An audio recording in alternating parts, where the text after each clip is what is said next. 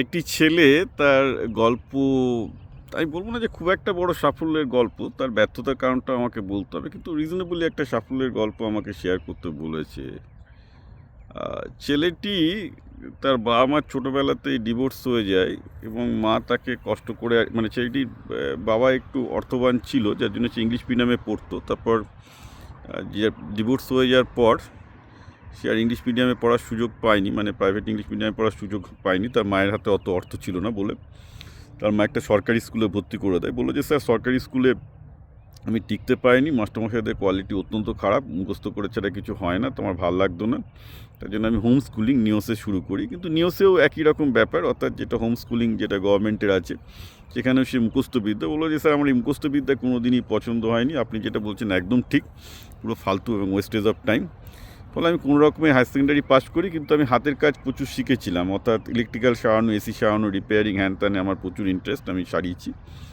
সারানোর পর আমি একটা কাজও পাই, কলকাতায় সেলসের কাজ পাই। সেলসের কাজ পাওয়ার পর সেই সেলসের কাজ করতে করতে তার মালিক আবার ট্রেডিং করতো স্টক মার্কেটে, তার কাছ থেকে স্টক মার্কেটে ট্রেডিং শিখে ওই ট্রেডিংয়ে প্রথমে কিছু লস করি, কিন্তু লস করে এখন সেই ট্রেডিং করে নিজের ব্যবসাটা মোটামুটি দাঁড় করিয়েছি।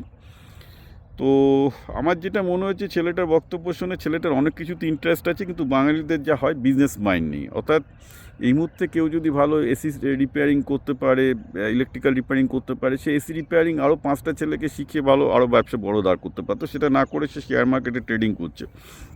শেয়ার মার্কেটের ট্রেডিং পার্ট টাইম হিসাবে ঠিক আছে, তো ফুল টাইম হিসাবে করা খুবই রিস্কি ব্যাপার যদি কারোর হাতে বড় ফাইন্যান্সিয়াল অ্যাসেট না থাকে, রাইট? তো আমি চ্যারিটিকে এটাই বলবো যে বেসিক্যালি ভাই, তুমি যেহেতু এত ভালো রিপেয়ারিং করতে পারো এবং রিপেয়ারিংয়ের এত ভালো চাহিদা, তুমি আরও 10টা ছেলেকে শিখিয়ে তোমার নিজের টিম বানিয়ে তুমি তোমার নিজের জায়গায় সার্ভিস দাও, you will actually earn a lot more money than what you are doing right now. Even তুমি যেটা মানে ট্রেডিংয়ের সামান্য পুঁজি নিয়ে একটা হয়তো ব্যবসা করে একটা জায়গায় দাঁড়িয়েছো, তাতে তোমার হয়তো তোমার আর তোমার মায়ের চলে যাচ্ছে, কিন্তু you can actually earn a lot of money with all the skills, কারণ তুমি নিজেই সব কিছু শিখেছো, নিজেই সমস্ত স্কিলের ওপর বেস করে করেছো। হ্যাঁ, নিজের পায়ে দাঁড়িয়েছো, ঠিক আছে, সেটা খুবই ভালো, থ্যাঙ্কস, কিন্তু তুমি আরও অনেক বড় কিছু হতে পারতে। কারণ বাঙালিদের মধ্যে অসুবিধার মধ্যে সুবিধাটা এই যে ম্যাক্সিমাম ছেলে পেলে তোমার মতো স্কিল নেই, ম্যাক্সিমামই ভোঁদর, কিছু হবে না। তো যেহেতু তুমি এই স্কিলগুলো রপ্ত করেছো, টেক ইট ফরওয়ার্ড।